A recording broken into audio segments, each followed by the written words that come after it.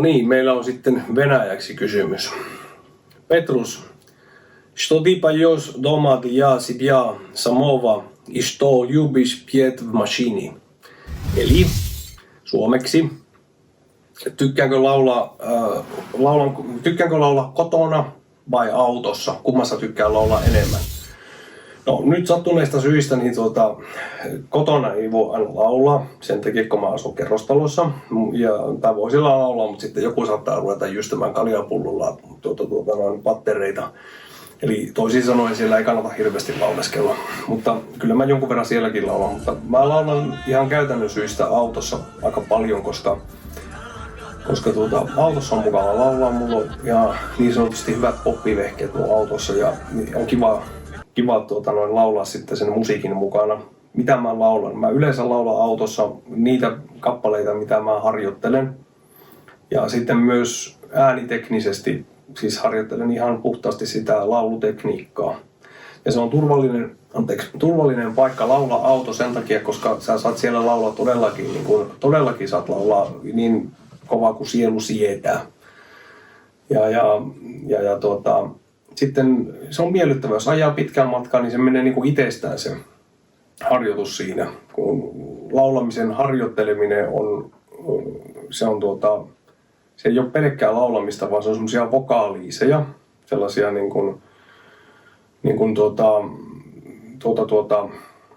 yhden äänteen toistamista, vaikka tämmöiset, että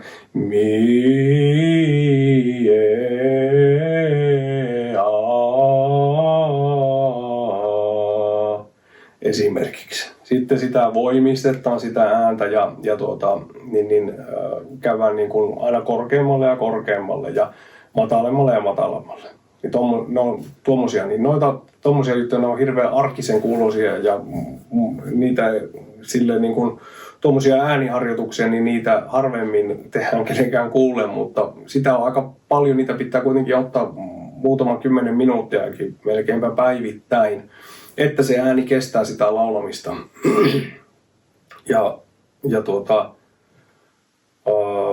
Auto on sitten vaan semmoinen mukava, kun se maisemat vaihtuu ja on kiva kuunnella musiikkia, niin se vaan menee niin kuin itsestään siinä se laulaminen.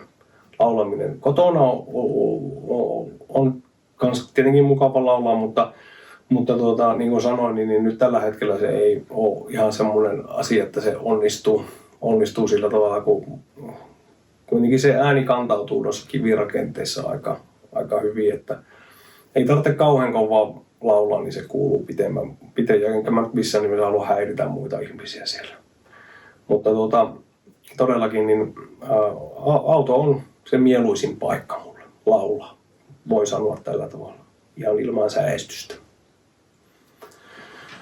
Seuraava kysymys on sitten englanniksi tullut tämmöinen kuin Your absolutely favorite song, why? Eli sinun mielilaulusi tai kappale, josta pidät kaikkein eniten ja miksi. No,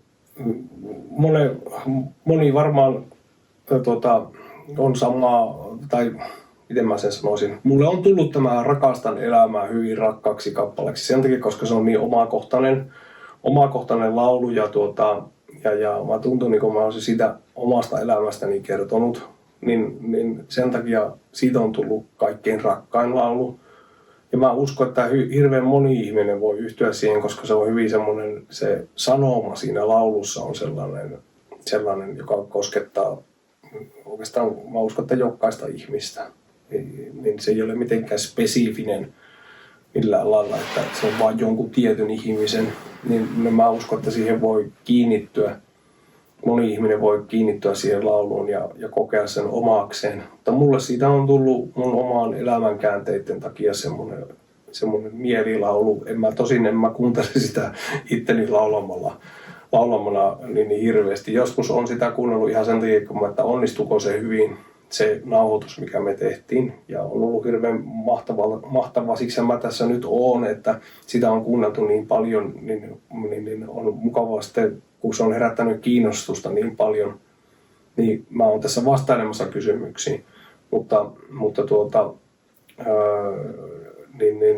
se, että miksi se on mun suosikkibiisi, niin se johtuu ihan puhtaasti siitä, että mun elämässä oli semmoinen hetki, että se tuntui, että tuota omakohtaisempaa kappaletta ei voi olla. Ja siitä se sitten lähti ja Valote varmaan teki siellä ruudun takana huomanneet sen, että se tuntuu semmoilta omakohtaiselta kappaleelta. Ja kyllä mä ihan joka ikisen sana, mitä siinä laulussa sanotaan, niin mä omistan itselleni. Ja mä sen kappaleen omistin myös mun omille tytöilleni, Jaressalle ja Angelikalle. Niin sen takia, koska siinä on semmoinen toivon kipinä, että elämähän jatkuu aina. Vaikka meistä ihmisistä yksilöinä aika jättää, niin elämähän jatkuu kuitenkin. Niin mä oon aina ajatellut sillä tavalla, että se semmoinen myönteinen sanoma, mikä siinä, että rakastan elämää, koska meillä on vain yksi elämä, ainoastaan yksi. Niin mitä me täällä eletään, niin se pitäisi elää sillä tavalla, että sulla on jotakin, mitä sä jätät muille ihmisille, ja se olisi ihan hyvä olla jotakin positiivista, että muistetaan jostain hyvästä. Ja siitä pitää olla kiitollinen siitä elämästä. Ja mä voin sanoa kyllä, että mä oon todella kiitollinen omasta elämästäni ja mitä mä oon saanut. Ja ei ole kyllä ollut aina kauhean helppoakaan, mutta siitä huolimatta niin en tiedä oikeastaan mitään asiaa, mikä olisi voinut mennä eri lailla, kun kaikki on johtanut tiettyyn lopputulokseen. Sen kun katsoo jälkeenpäin, niin huomaa sen sitten, että näin sen pitikin mennä. Että ei sitä voinut mitenkään muuten tehdä.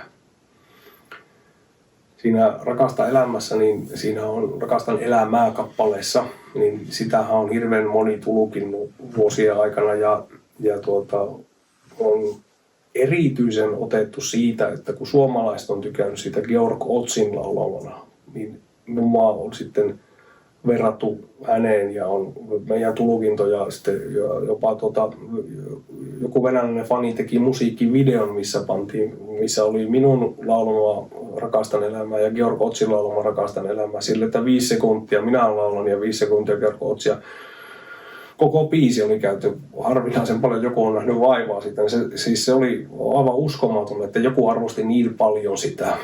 Niin se oli semmoinen, se tuntui myös hyvältä, että joku sellainen asia, mihin mä uskon ja joku juttu, mitä mä arvostan, niin joku muu näki sen samanlaisena ja oli otettu siitä, niin se vielä vahvisti sitä Rakastan elämää. Se on ehdottomasti kuitenkin suosikkibiisi mulle.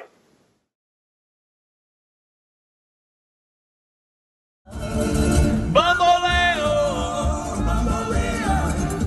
älä lakkaa tanssimasta milloinkaan.